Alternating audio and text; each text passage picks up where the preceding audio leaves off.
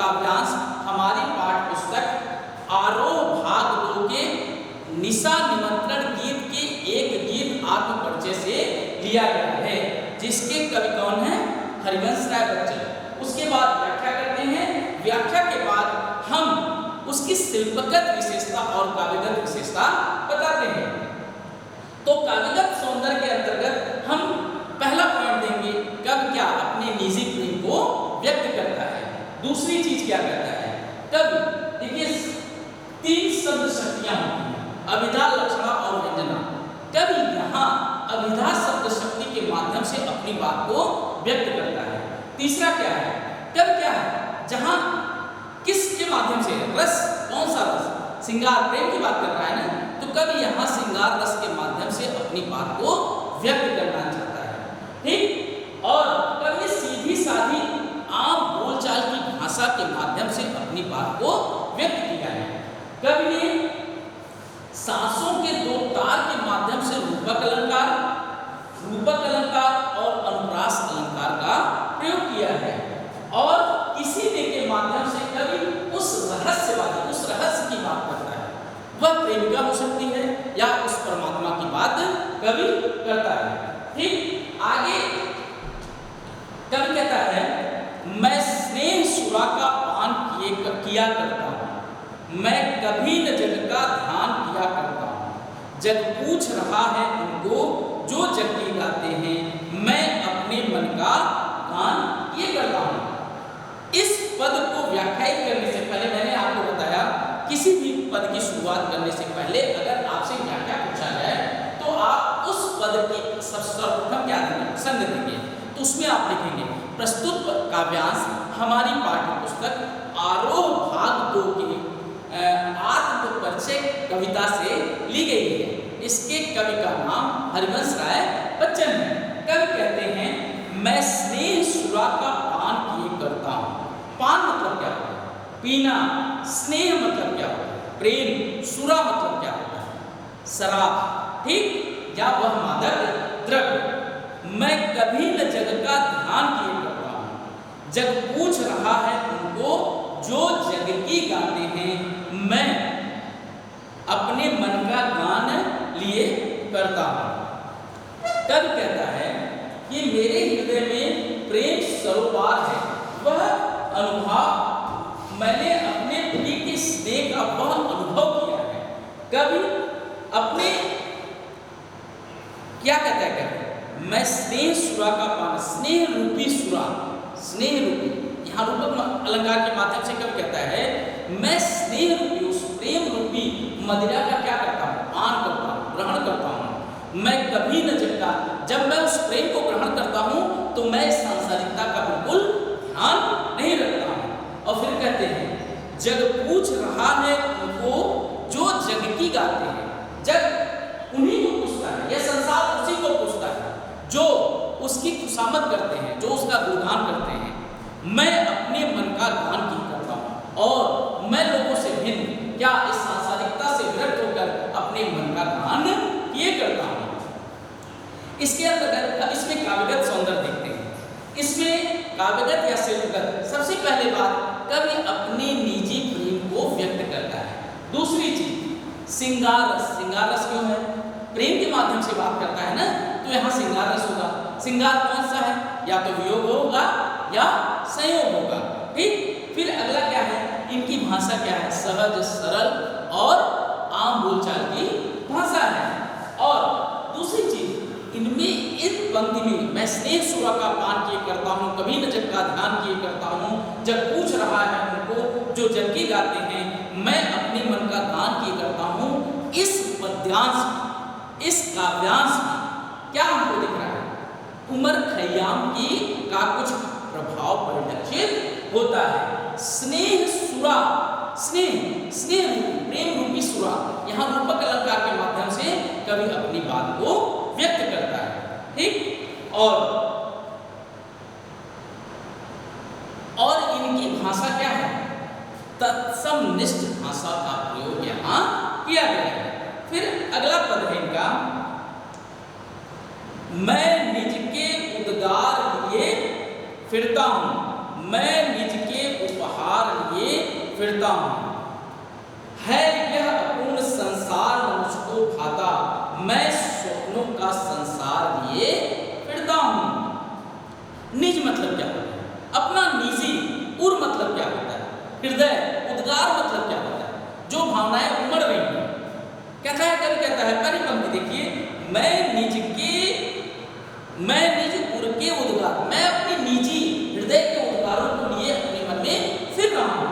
मैं कभी न, उसके बाद कहता है, मैं निज के उपहार लिए, यह जो उपहार मुझे मिल रहा है, जो प्रकृति द्वारा, जो मेरे द्वारा, जो मुझे उपहार दिया जा रहा है, गिफ्ट दिया जा रहा है, वो मेरा स्वयं का है। निज मालम स्वयं का है। यह अपूर्ण संसार में मुझको भाता है। यह संसार जो संसारिकता के विषय में बताया कि दुख, सुख, माया, मोह, जो इससे विरक्त मैं प्रेम में मस्त रहता हूँ, यह संसार कैसा उसका क्यों लगता है? कहता है, देखो, यह अपूर्ण संसार में मुझको भाता, यह अधूरा संसार जो प्रेम रहित है, जहाँ प्रेम नहीं है, यह संसार मुझे बिल्कुल नहीं भाता। और मैं स्वयं को अपने अंदर जो स्वप्नों को सजाया हुआ हूँ, उसी संसार को लिए मैं फिरता हूँ। ठीक इसके अंतर्गत काव्यगत सौंदर्य में हम देखते हैं कि कवि क्या अपने निजी प्रेम को खुले शब्दों में व्यक्त करता है। ठीक, और उसके बाद श्रृंगार रस की उन्मुक्त अभिव्यक्ति इनके काव्य में देखने को मिलती है। फिर कहता है कवि, भाषा इनकी कैसी है? प्रवाह निर्झर एक गीत के माध्यम से अपनी बात को व्यक्त करते हैं। और इस पद्यांश में भी इसकी उमर खयाम की रुबाइयों का प्रभाव परिलक्षित होता है। प्रेम की पहचान त्याग, भेंट और उपासना से होता है, उपहार से होता है, जो इस पद के माध्यम से कवि ने व्यक्त किया है। संस्कृत दृष्ट भाषा होते हुए भी अभिव्यक्ति बहुत सरल और निजी है। फिर आगे कवि कहता है अगली पंक्ति में, मैं जला हृदय में अग्नि दहा करता हूँ, सुख दुख दोनों में मग्न रहा करता हूँ, जग भवसागर तरने को नाव बनाए, मैं भव मौजों पर मस्त बहा करता हूँ। ठीक, यहाँ दो भाव कहता है। देखिए, कहता है, पहला कह रहा है, मैं जला हृदय में अग्नि। कैसा हृदय उसका? जला हुआ है। और फिर कहता है, मैं जला हृदय में अग्नि दहा करता हूँ। दहा मतलब क्या है? दहन है, अग्नि है, उसकी दहकता है। कैसा? उसका हृदय जो जल रहा है, उसमें इतनी तप है, इतना पीड़ा है, इतना उसमें अग्नि है, उसी में वह स्वयं जला करता है। सुख दुख दोनों में मग्न रहा करता है। मैं ऐसा करूँ, मैं ऐसा व्यक्ति हूँ, मैं सुख में भी उसी भाव से प्रेम लिए फिरता हूँ, और दुख में भी एक प्रकार का के प्रेम को लिए फिरता हूँ। कहता है कि जग भवसागर तरने को नाव बनाए। कवि कहता है आगे, यह संसार नाव बनाता है। कैसे?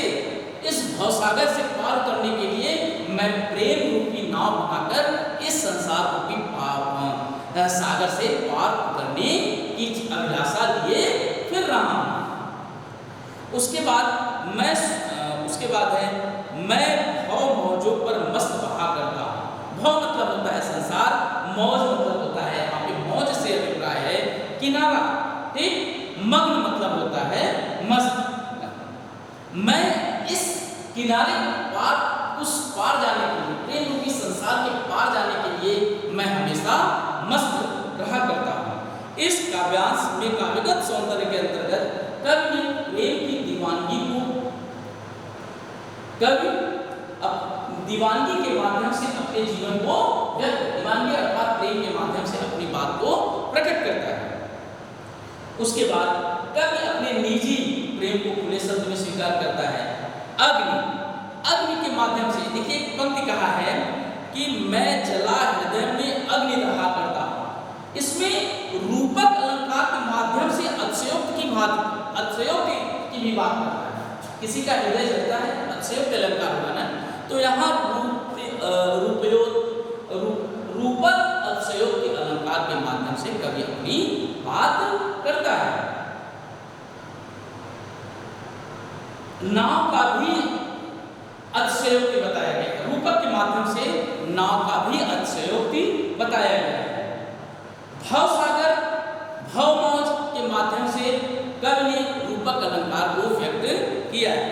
फिर आगे कहता है कवि, मैं यौवन का उन्माद लिए फिरता हूँ, उन्मादों में भी अवसाद लिए फिरता हूँ, जो मुझको बाहर हंसा रुलाती भीतर, मैं हाय किसी की याद लिए फिरता हूँ। कवि कहता है यौवन मतलब क्या होता है? युवावस्था, जवानी। ठीक। उन्माद मतलब क्या होता है? उन्माद एक प्रकार का संचारी भाव है, और उन्माद मतलब होता है पागलपन। ठीक। और अवसाद मतलब क्या होता है? निराशा, दुख आदि। ठीक।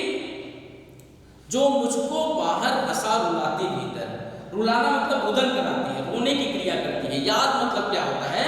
स्मृति। कहता है कवि, मैं यौवन का उन्माद लिए फिरता हूँ, मैं अपने अंदर कैसा एक प्रकार का संचार लिए फिरता हूँ। कैसा? यौवन का, जवानी का उन्माद, युवावस्था का उन्माद लिए फिरता हूँ। लेकिन उस उन्माद में भी क्या है? एक प्रकार का अवसाद है, एक प्रकार की पीड़ा है जो मैं व्यक्त करता हूँ। जो मुझको बाहर हंसा रुलाती भीतर, मैं तो बाहर से हंस रहा हूँ, लेकिन अंदर ही अंदर मैं क्या कर रहा हूँ? रो रहा हूँ। क्या मैंने क्या कहा? इनके ऊपर हालावाद के प्रवर्तक हैं, इनके अंदर एक विरोध है। कैसा विरोध? देखिए, जैसे बात करते हैं, जो मुझको बाहर हंसा रुलाती भीतर, मैं तो बाहर से हंस रहा हूँ और अंदर क्या हूँ? रो रहा हूँ। एक प्रकार का विरोध है यहाँ पे। मैं हाय किसी की याद लिए फिरता हूँ, मैं ऊपर से तो हंस रहा हूँ,